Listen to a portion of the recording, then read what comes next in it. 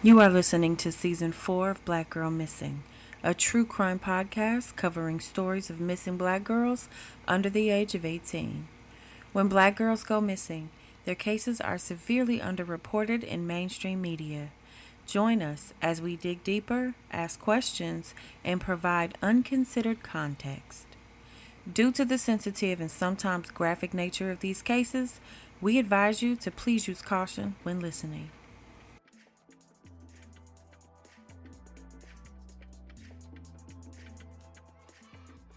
Welcome back to Black Girl Missing, everybody. So good to have you back. It's season 4. I am one of your co-hosts, Nikki.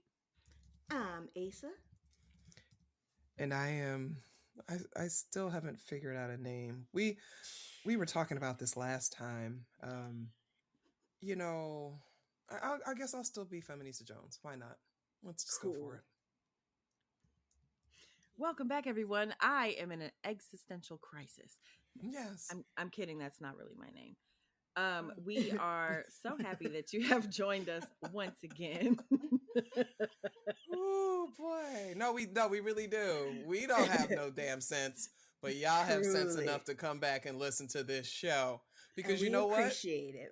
We are not podcast bros. I just feel like we have to remind people every time we are not podcast bros. What's that lady that was running for president who kept telling people that she wasn't the other guy Trump? That's us. That's us. That's We are us. not podcast bros. We are not the That's other guys. that's why you listen to us. You're not going to Okay. find us in 6 months bashing black women or making like weird Wow. commentary. Wow. Shots We fired. we Certainly won't be won't doing find that. us on anybody else's podcast doing so either. Funk flex bomb drop right there. No, we don't. We don't actually bash black women because ain't no future in your fronting. So lame. Okay. All right. We got something new for y'all this time. So glad that you came back to listen. What we got, Miss Asa? We have the case of Brittany Shante Robinson. Brittany Shante Robinson was born on January 27th, 1998. She was described by those who knew her as kind and intelligent, with a friendly personality that led her to befriend everyone she met. Tiana Hogue, Brittany's mother, remembers her school principal saying that Brittany had a smile that would light up the halls. She was caring and loved her mother and grandmother dearly, so much that she would memorize the days and times that they were supposed to take her. Brittany was an avid reader and also enjoyed drawing and running. By all accounts, she was a sweet and well liked young girl with a bright future and excited to start high school in the fall. However, Brittany went missing on June 14th, 2012, at the age of 14. Tiana took Brittany to her maternal grandmother's home to wait for her aunt, Sierra Hooper, to pick her up and drop her off with her father, Dimitri Hooper. Tiana said that Brittany didn't have a relationship with her dad, hadn't seen him in a while, but wanted him in her life. I can't find any information on the relationship between Tiana and Dimitri regarding whether or not they were cordial or in a contentious co-parenting dynamic. Their separation may have been due to Dimitri being diagnosed with schizophrenia and drug addiction, which led to him being hospitalized a number of times. Mm. The day she was last seen, Tiana took Brittany to her maternal grandmother's house to wait for her aunt to pick her up for the visit with her father. She walked out the door. She came back in and gave me a hug and said, "I'll see you later." She was supposed to be gone for 2 days, and I haven't seen her since. Tiana Hogue to Fox 10, 2 years after Brittany's disappearance. Tiana was expecting Brittany to return home on June 18th, but she never arrived. Initially, Tiana didn't think anything was wrong since she was with her father. By June 20th, however, Tiana began to worry when Dimitri texted her to say he would have Brittany home in an hour. And then 3 hours later, she still hadn't returned. Tiana attempted to call Dimitri, but instead of answering, he responded with another text saying that they were at a wedding party and would be there shortly. After that, Dimitri stopped communicating with Tiana. At this point, Tiana started to become seriously concerned for Brittany's safety. After making several phone calls to members of Dimitrich's family, Tiana, along with Dimitrich's landlord and the Mobile County Sheriff's Office, went to his home on McCovery Road Extension, only to find no one home and no evidence that Brittany had been there. Tiana immediately filed a missing person report with the Mobile Police Department. I thought I could trust him regarding her. Never in a million years would I think this would be my situation, she said. While searching for Brittany, Tiana discovered that Dimitrik had been implicated in a similar case in 2004, involving the abduction of one of his other children, as well as charges of domestic violence and assaulting a police officer. Okay, so can we pause for 1 second? Yep. This is why you got to run background checks on these men. Facts. Now, I know this was back, in 2012. We ain't have what we have now. But you meet somebody, you got to run the Carfax. Exactly. Because, oh my God, ask questions. Yes. You been in jail? Right. You ever done time? Okay. Because as you're lying to me, I've already looked you up. Exactly. Okay. Right. Okay. On July 26, 2012, the Mobile Police Department issued an arrest warrant for Dimitrik for a Class C felony charge of custodial interference since he failed to return Brittany home after his visitation was over. An unidentified male contacted authorities and asserted that he had taken a bus with Dimitrik from Mississippi to Tennessee on July 7th, 2012, and Brittany was not with him. He couldn't be sure where Dimitrik went after that as they departed Tennessee on different buses, but he recalled Dimitrik saying something about going to Arkansas. Stop. Hold on. Mm-hmm. If I do something even remotely suspicious, I'm either not talking to nobody or I'm talking to people because I want to leave a trail that may or may not be accurate. Right. I either want to get caught, because some people do that, or I want to throw you off. And it's one thing about like Southern people, we talk a lot and we talk, we're friendly and all of that. So it's not odd that he would speak to somebody on this bus. But the fact that you are telling a strange man where you're going, I'm very curious about that. My bad. Trying to set up a trail like I'm out of here. Yeah. I feel like the next bit will probably shed a little bit of light on that. Okay. She told us to wait. She said, hold up. Don't get too excited. There's more than this story to come. A little over a month later, U.S. Marshals located Dimitrik at a mental health research facility in Springdale, Arkansas, and arrested him. Dimitrik did not go willingly. In a later court hearing to determine whether bail was appropriate, prosecutors stated at the time of his arrest, Dimitrik was being paid to take schizophrenia medication at a research facility in Arkansas, had a troubled mental history, and had been extremely violent with officers when they attempted to extradite him from Arkansas. Investigators also claimed that at the time of his arrest, Dimitrik had Brittany's pink iPod, a rope, and some knives in his possession. Okay. Sure. So I feel like this speaks a little bit to his mental state and why he may have been talking to strangers on the bus. He also has schizophrenia, they said. Yeah. Exactly. So the schizophrenia is why he may be talking to people on the bus. Yeah. And like, what is his usual affect like? Like, does he have auditory hallucinations? Does he have like? There's a lot of questions once you bring in the mental health diagnosis, and what does that mean for the people around you? Because what I don't like is that when somebody is violent, when someone is preying on someone or whatever, and they bring up mental health, it's immediately like, see, he did that because he's crazy. And that's actually not what that means. You can have schizophrenia and that's not the reason why you're violent. Right. Right. There are people who have schizophrenia and they are not homicidal.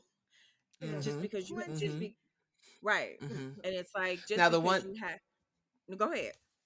No, no, I was gonna say the one thing that it can cause is extreme paranoia, which can Mm-hmm. lead people to be very self-protective and maybe Yep. walk around with Mm-hmm. weapons and things like that to Right. protect themselves. But it Right. doesn't necessarily mean that these people are just, unless, of course, there's a demon in their head saying, "Go kill Right. 12 Right. people," Right. So we kill would Because four that need. people. Old because people are that gonna that get that that joke. Okay, exists. That yes, Yeah, it old people exists, are gonna but get it that joke. doesn't exist to the degree No, that no, not even. society Right. seems to believe. Right. And they Right. scapegoat people with schizophrenia, and Exactly. it's really Oh yeah. unfortunate. We Hmm. Yeah. don't do that over here. Right. No. After his arrest, investigators determined that he had been in Arkansas since July. However, in weeks following Brittany's disappearance, he traveled to multiple areas throughout the southeastern U.S. On August 8th, 2012, the Mobile Police Department released photos obtained from Walmart surveillance cameras at Rangeline Road showing Brittany, Dimitrik, and an unidentified woman on June 7th, 2012. They asked for the public's Hold on. assistance. I just want to Mm-hmm. point out that is 1 month before that man said he saw him on the bus, Mm-hmm. because that was July Yep. 7th. So this is a Right. month before Before. he was in Walmart in Mm-hmm. Mobile with this little girl and another woman. Okay, go They ahead. I'm asked sorry. they asked for the public's assistance in identifying the woman in the photos, but as of today, she's never been publicly identified. Huh. Dmitrik continuously denied harming his daughter, but stated that she was safe while refusing to disclose her location. A search of his home provided no evidence of Brittany's whereabouts. Due to this, police were unable to charge Dmitrik with anything related to Brittany's disappearance, but they still pursued the custodial interference charges. A grand jury indicted Dmitrik on the Class C felony, and in 2014, after initially denying those charges, Dmitrik pled guilty instead of going to trial. He received a 10-year sentence for custodial interference, but was released in December 2016 after serving only 4 of the 10 years. This has angered Tiana as she claims he showed zero concern, sadness, care, or remorse about Brittany when she visited him. In 2019, Dmitrik offered to tell someone on Facebook, dedicated to in a Facebook group dedicated to finding Brittany what happened, and asked this person to meet him in person so he could tell them, but stood them up. He also sent this person a meme of the Joker in a prison uniform with the caption, "Don't get on my bad side." He allegedly, at that time, he resided in Florida. After Hmm. Brittany went missing, Tiana started an online petitioner to the governor of Alabama, which has since been closed, should change Dimitrik's charges from custodial interference to kidnap and delay his release. In Hmm. February of 2024, Brittany's father, Dimitri Cooper, was arrested after a cold case investigation team presented their case again against him to the grand jury. As of June 12th, 2024, he's pled not guilty to the charge of murder. The passage of time makes it more certain that Brittany Robinson was killed and that she didn't run away and is just going to appear back in Mobile one day.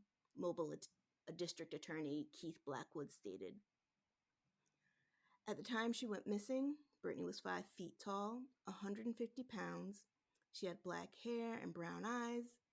She also had severe asthma and did not have her medication with her.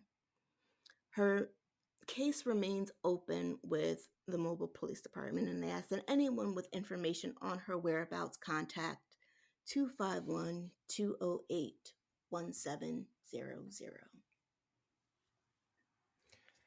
Oh man. I need to stab all the way in the dark Okay. Okay. because I am not I'm not an expert, and I have no evidence whatsoever to support what I'm about to say, but I'm about to say it anyway. Well, this is A the lot place of to say times, it.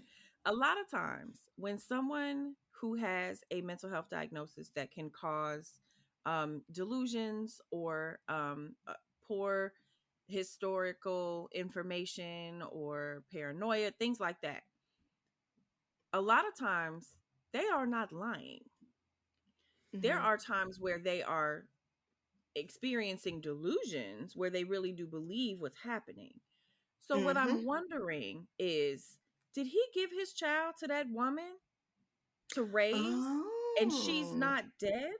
That is possible. that is, Because him saying I didn't hurt her, I didn't kill and her, she's safe. and That nobody knows is, who that woman is or where she came from.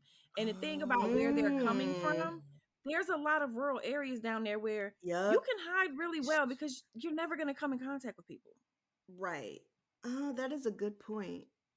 And I'm or wondering he's if, or he sold her. or he sold her. That too. But him saying she's safe, I'm like, did you sell her to somebody who couldn't have a child of their own? They just That's really what. wanted Yeah, that's one? what I mean. I'm sorry. I'm not trying to No. suggest that he went Oh, to no. like trafficking like that. I was just Right, thinking No. right, more right. like Yeah. You want maybe some he money took to get money in away. exchange from her. Yeah, Yep. yeah, Mm-hmm. yeah. You want to go on the run and you know that you need Mm, help, but you know you Mm-hmm. can't find help where you live because you're already wanted. So if you give Right. me some money, you can have my kid and I'm going to go try to figure my shit out.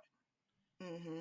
But because there is some delusion there and some paranoia there, like, no, your plan in your mind is not going to come to fruition the way you think about it because everything's not lining up properly in reality the way it's lining up in your head.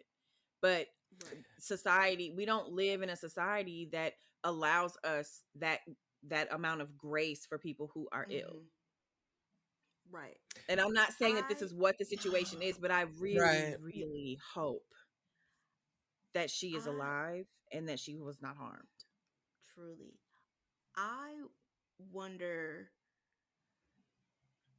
because I don't believe um Brittany's mother would allow her to stay with her father if she didn't feel that he was a safe individual to go with. Yes, Right. When she said, I yes. thought So I could trust her yeah, with That's what him. I was thinking too. so Mm-hmm. I'm wondering, like, if this was related to his mental health, what, and he did harm her in some way, what was it that made him quote unquote snap? Because Like, what apparently was the trigger? it Yeah. doesn't, yeah, it didn't seem like, because I doesn't seem like she did a background check on him before, so she Mm-hmm. didn't, I guess she didn't see like he had a violent past. But I just, it has to pain her so much, like she wanted her daughter to preserve that Yeah. father-daughter relation, well, not even preserve because they didn't have one, but to build that Mm-hmm. father-daughter relationship. And it turned into this. But And so I think. Go ahead. I'm sorry. oh, no, no, no, go. I'm just thinking about a couple of things. Okay. So Mm-hmm. yes, I was also going to say that. She did not we don't know what their co-parenting relationship was, but we know Hmm. enough that he obviously wasn't showing any signs of being dangerous or what have you. She wanted to Right. foster a connection with the two of them. She was okay with him going, and just kind of this caught her Hmm. off guard. Like, I never thought that he would do this, right?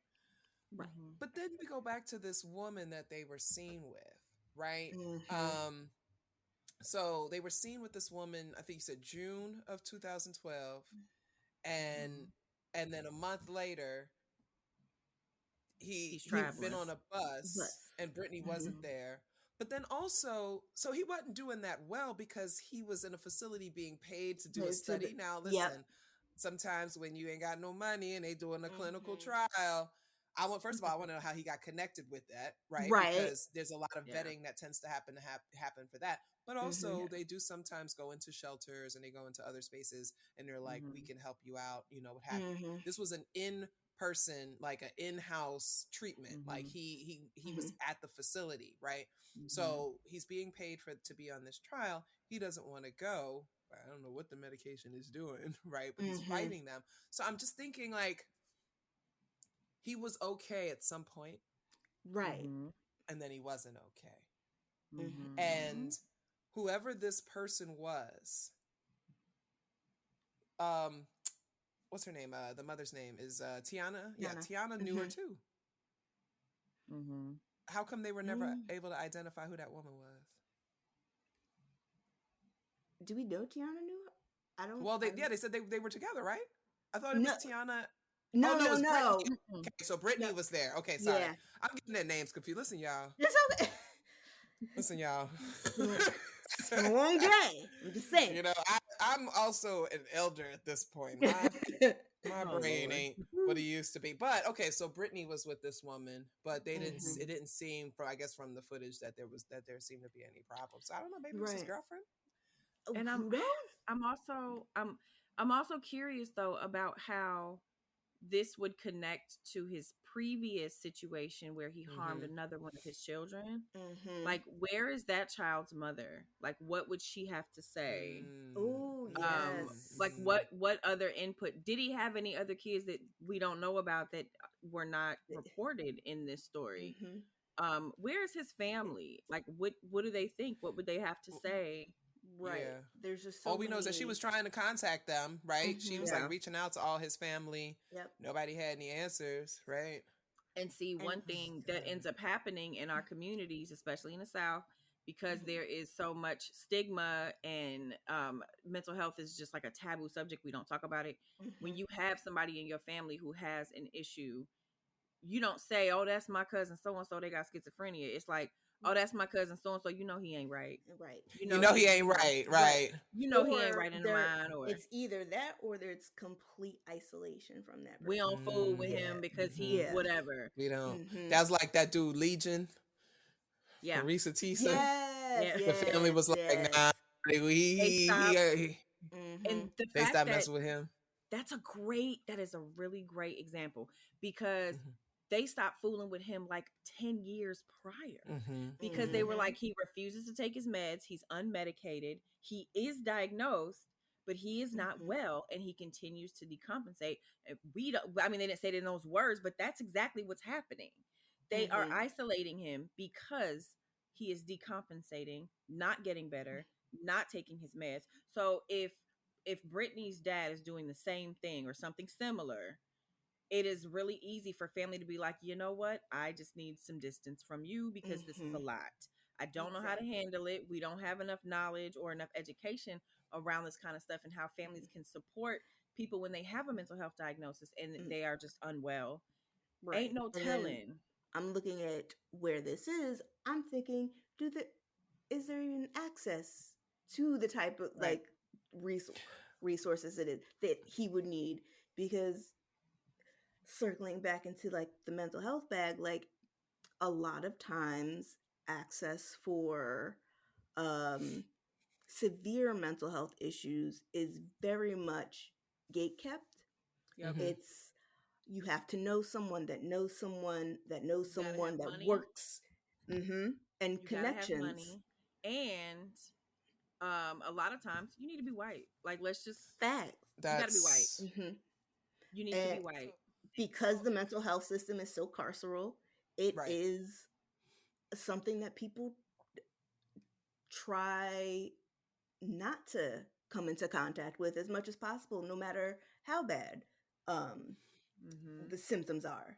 And a lot of people feel worse once they do Hmm. have inpatient care because the inpatient care was culturally insensitive. The Hmm. inpatient care may have been violent. They may not have gotten their needs met. There's Hmm. also so many people who have a mental health diagnosis or need a diagnosis and are just seen as drug seekers. Like, Hmm. there's just so many things that go wrong in these situations. But I'm also wondering, because of where this is taking place, it is the Bible Belt, Mm. how Mm. much religiosity plays a part in these types of situations. It's Right. Mm-hmm. like when someone has a mental health diagnosis, it's like, oh, he got that demon in him, or that's the devil. Hmm. Like, ain't nothing wrong with him, it's just the devil. So Right. a lot of times it's hard to get them help because people just view them as some sort of hellion, or Right. the person who may be ill, same shit. Like, oh, Hmm. I harmed that person because they were possessed by the devil. You don't really believe that. You have a mental illness that Hmm. leads you Is to believe that. Right. I want to go back to this jail situation, okay? Roll it on back. Be- Mm-hmm. because they got him in 2012 from this facility, right? Yeah. Mm-hmm. Where when I was reading what her story was, he tricked the old people into getting him a ticket, right? To get him out of town. So he actually left, and she believes he was hiding out in that clinical trial, but they found him or whatever. But then he pled guilty and Mm-hmm. to avoid trial, right? Mm-hmm. Curious about why they didn't do like an insanity plea or say that he was, try to make it seem like he wasn't fit to stand trial, whatever situation. But anyway, he pled guilty and he got a 10-year sentence for That's a long. custodial interference. Right. I didn't even know That's a long sentence. that you could get 10 years for not doing a trade-off or you know what I mean? Like I didn't know Yeah. that. So that's Mm-hmm. interesting. But then also does race factor in? If this was a white guy who didn't Mm-hmm. return the kid, would he have gotten 10 years? Whatever. And He again, it's served. Alabama. It's Exactly. Alabama, right? So, Yeah. anything, and if we go back to Reconstruction, they will put felonies on black men, indefinitely. I mean, in this situation, the Yeah. reason why I'm just thinking about this is because this man was clearly psychotic, right? Yeah. And Mm-hmm. when they found him, there was, I mean, again, you have to be vetted to get in these trials. They have to kind of prove that you have this thing. So they're well aware that this man is psychotic and is not functioning at his best. And they still gave him 10 years in jail for custodial interference, but he got out after 4. So Mhm. again, like, is he medicated in jail? Is he all right? Does he have good behavior? But here's the thing. She says no concern, right? When she went to visit him. That's what I want to know. That's what I'm Mm-hmm. saying. Like he was, which would he would have a flat affect, but also she visited him, right? Yeah. She's trying to find her child. And so she's Yeah. going to visit him. And even in jail, he's not saying anything, right? Yeah. But this is in 2014, 2016, a little bit pre super influencer age. So Mm-hmm. then Yeah. when we come all these years later to 2019, we are in influencer age. And now he's sitting there like, I'll tell my story. Mm-hmm. And Mm-hmm. I'm like, well, wait a minute. Yeah. Y'all couldn't slide that man a little bit of change just to get the story or something? Like you know I what I mean, mean? they said that he stood him. They whoever he told in the Facebook group, they said he stood him up. So it might just be he wanted, I don't know, attention Yeah, to mess with somebody, he's and just not I stable. yeah. So it's just So wait, but he's still. We know where he is. You said he lives in Florida. he lived in Florida back then. Okay, We don't know where he is now. right, because he was arrested Yeah. again. Okay. Now he's pleading not Oh, well, guilty yeah, yeah. because he Mm-hmm. done already did time for Yeah. interference. So he's already got that. Mm-hmm. They'll bring that probably into evidence. Like Yep. you already did time for interfering, so we know that you interfered in this somehow. Um, what did he do with this girl? That's the thing. What did he It's do with this girl? She didn't have her medicine with her. She got as asthma. and like with that, I'm thinking, what if he truly did not harm her, but she had an asthma attack, died, and he was just scared? I don't know. I'm throwing things at the wall right now. Hmm. That would explain why he is saying that she's okay. He didn't hurt her. I don't know why he would still say that she's safe, but it's I Well, feel she's like an adult these now, are so that's gonna make it harder. yeah, these are so terribly difficult to cover because like you can't wrap these up with a bow. No. And like granted like nobody ever wants to hear that a child's remains were found, but like I don't know what's worse, um that never knowing or One knowing. reason I'm wondering if she is still alive and that he like gave her to someone or sold her to someone is Tiana's refusal to accept it because I feel like sometimes a mother just knows. Mm-hmm. Also, there may be something she knows that we don't know she knows, Mm-hmm. Right. if you Mm-hmm. pick up what I'm putting down. And Mm-hmm. I don't know if I didn't read the rest of like the story, Asa. So if you're gonna Mm-hmm. get to this, I'm so sorry. But when okay, Demetric sued Tiana Mm-hmm. He did? back. He sued her for, I'm Did I sorry, miss it's that? not funny. Well, He I sued he missed that sued part. her. He I was Googling. He Okay. Oh. sued her for $100 million Oh because no. Over. how like that's the part that I laughed at, but it's not funny. So he was trying to sue her because he says that she was stalking him and like recording him and what I don't think it's him her stalking you. She wants to know what happened to her child. Right. So yeah. This pissed me off about Google. We all getting different Google. I found the court Sorry. case. Yes, I'm looking at the court case. He really did. Yeah. This was in It's 2023. my No, Google. this was September 2023. This is why we here. So yeah, he filed a thing. He said, we can put this in the show notes maybe because yeah, Yeah. this is wow. He sued Yeah. her in September of 2023. He said she makes money off of him, and that's not, I don't believe that that's true. But people Oh think, wow. they think if you're streaming or making videos that you're automatically just making like money hand over fist, and that's not Yeah. true. Yeah. We know that that's not accurate. Oh yeah. But Here it yeah. is. Here it is. In his complaint, plaintiff brings claims for violation of his First, Fourth, Sixth, Eighth, Ninth, 13th, and 14th Amendment rights against several defendants. He broadly alleges that the individuals and entities named in the complaint are participating in all of the violations of his rights, stalking and videoing him, streaming and making money. Alleges the defendants are the Oklahoma City Police Department, Oklahoma City DA's office, Oklahoma City FBI, and the Office of the Attorney General failed to investigate his complaints and reports of criminal activity. He requested he be awarded $100 million per defendant. Now, I just named 4 Yeah. in charges, and that each and every defendant and participant in these crimes be prosecuted to the fullest extent of the law. That is a man with schizophrenia. Yes. Yes. Absolutely. That is a man. 100%. And Also, yeah, wow. like it had to be explained to him that like the like sub offices of governmental like units are not separate entities. Wait, y'all. There's more defendants. Hold on. Wait.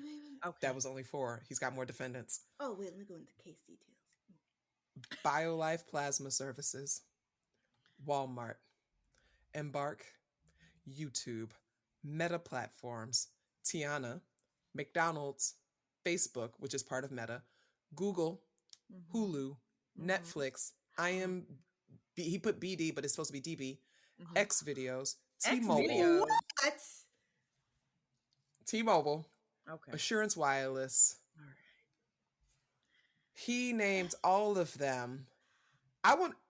Is her story on Hulu? Like, why is Hulu in this? Hulu's probably like, how did I get in this? We may have to bust down a part 2 on it. Yes. To do something. We might have to circle back because this just got really interesting. Y'all are with us in real time as we we are navigating this. Oh no, he named all these people and is suing them each for $100 million. But it says in the complaint that he has not proven anything. He's not given any evidence. No. He's not done anything. But I guess in his mind, she is streaming and making money with Netflix and Hulu and Facebook and all these things. And so that is definitely it was dismissed without prejudice. So. Yeah. Right. Yeah. So I'm wondering if there is there's a lot of true crime shows and whatever. I wonder if there's one that talks about this case.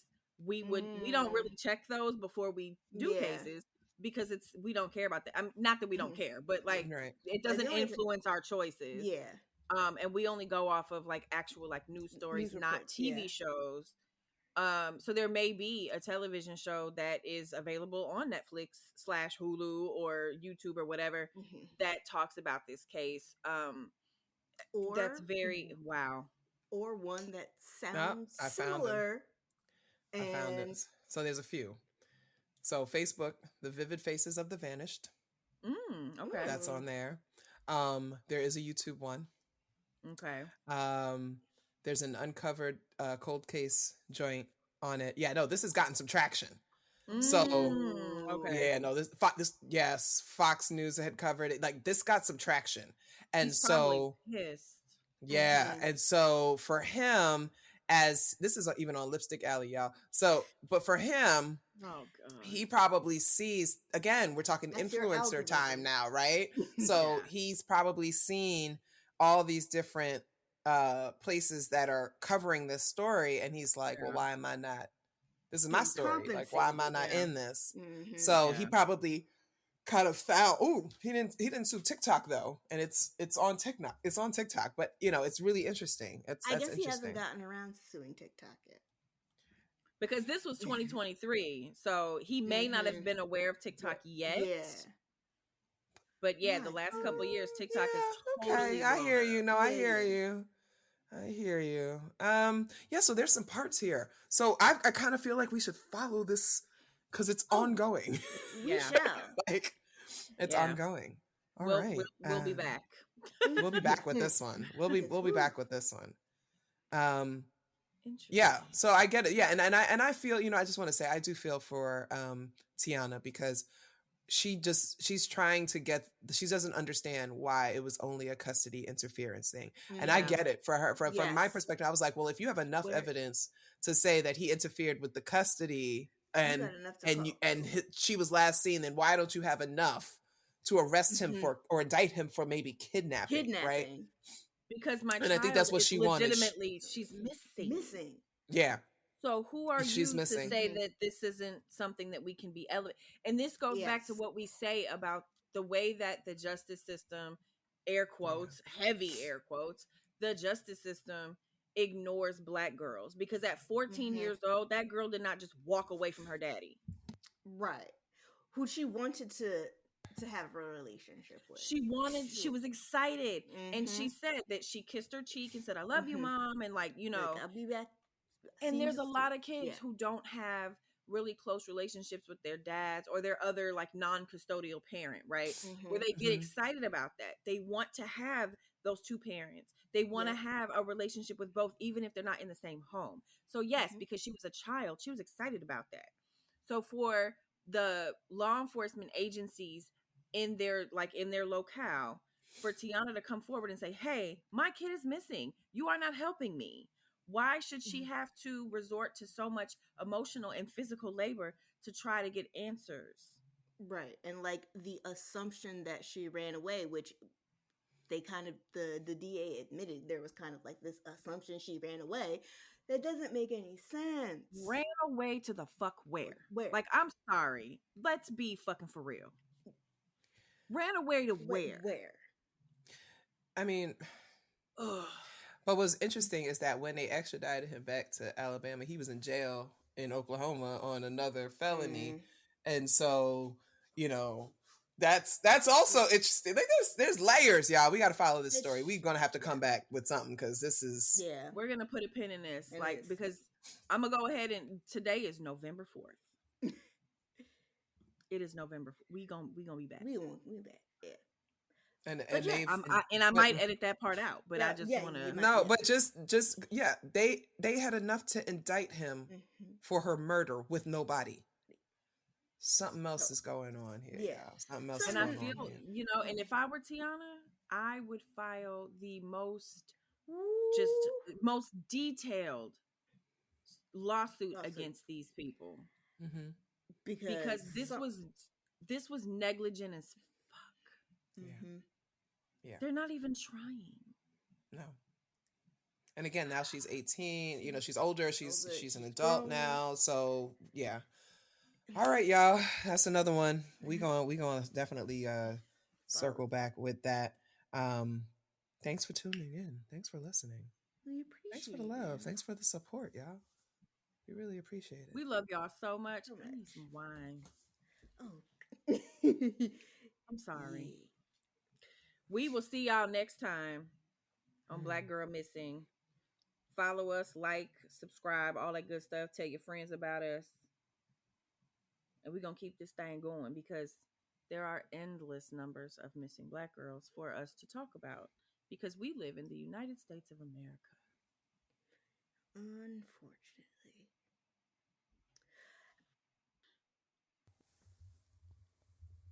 Black Girl Missing Podcast is researched, written, and produced by 3 concerned Black women who want justice for missing Black girls. You can find us wherever you listen to your favorite podcasts. Please remember to subscribe and leave a review on your favorite platform so that we can keep bringing you the stories of Black girls that need to be told. Visit us at blackgirlmissingpod.com for all things Black Girl Missing. Today's episode was written by Asa Todd and produced by Nikki Irene.